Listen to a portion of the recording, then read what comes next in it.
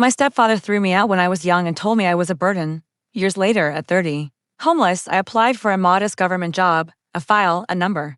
And a silent alarm ended up changing who I was on paper. That night still feels like it settled into my bones. The night my stepfather opened the door, looked at me, and said, as casually as if he were commenting on the weather, "You're a burden. Stand on your own feet." I was 19. I held a small bag with fewer clothes. Then fear inside it. My mother was in the kitchen, but her silence weighed more than any noise in the house. I walked down the stairs, the cold air slapped my face, and the door shut behind me. As if my entire youth had been locked inside. Years passed. I waited tables. I worked overnight at a call center, my headset pressing into one ear while the rest of the world slept. I moved from place to place, sometimes a couch, sometimes a room with a lock that barely held. The promise was always the same: just make it through this month. Medical bills never shrank. Credit cards felt like traps. Pretending to help, my car broke down at the worst times. I learned how to look strong, how to keep my shoulders back and my voice steady.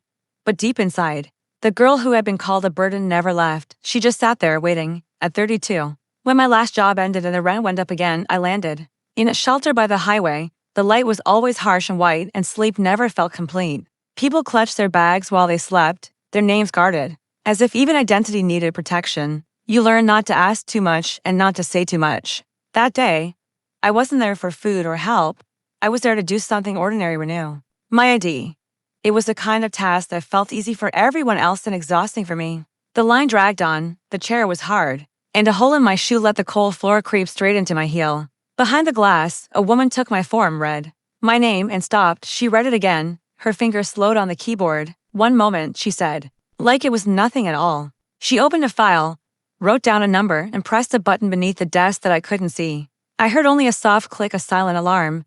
Nothing in the room looked different. But the air shifted. Two men in plain clothes walked in. They didn't smile. "Could you come with us?" one asked. His voice was calm, but his eyes weren't. My heart took off. I hadn't done anything wrong. But old panic snapped awake, the same feeling from that night at 19. The sense that I was about to be pushed out again. They sat me in a small room. An officer set a cup of water in front of me. "There's an inconsistency in your file," he said. "An old statement tied to your social security number." That's when the past finally caught me. Years earlier, when I was 19 and newly thrown out, my stepfather had used my identity to register a business. He took out loans, skipped taxes, then shut it down and vanished. On paper, I was listed as a partner. The debt carried my name. I didn't laugh. There was nothing funny about it. What I heard instead was his voice: "You're a burden." And I understood then that I had been carrying a burden all these years. It just wasn't mine. When I left the building, my hands were shaking. But this time, I didn't run. I told the truth. I gave the shelter's address. I listed my old jobs. I described the door, the stairs, the sentence that pushed me into the night. The officer listened and nodded. "This can be resolved," he said. "It'll take time." I'd heard that word for years, usually as a way to stall hope.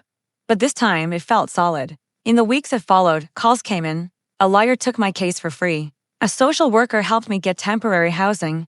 I worked double shifts by day and sorted paperwork at night. With every signature, my name slowly came back to me. It stopped feeling borrowed or broken. I didn't call my stepfather. I sent notice. When he got the summons, he called me for the first time in years. "This is a misunderstanding," he said. I took a breath. It wasn't a misunderstanding. "When you threw me out," I said, and I hung up. In court, I stood tall. I didn't tell a story about being a burden. I told the truth.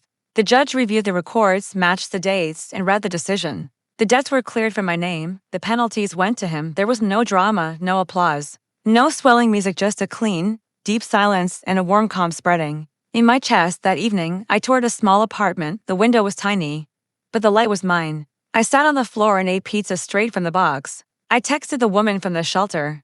"I'm out." She sent back a heart emoji. That was enough. I've learned that revenge isn't always loud or destructive. Sometimes it's simply returning the burden to where it belongs. I took my name back. I fixed the numbers, and in the quiet after the alarm faded, I finally recognized myself. Bills still come, fear still visits, usually late at night. But when a door closes now, I know one thing for sure: this door is mine.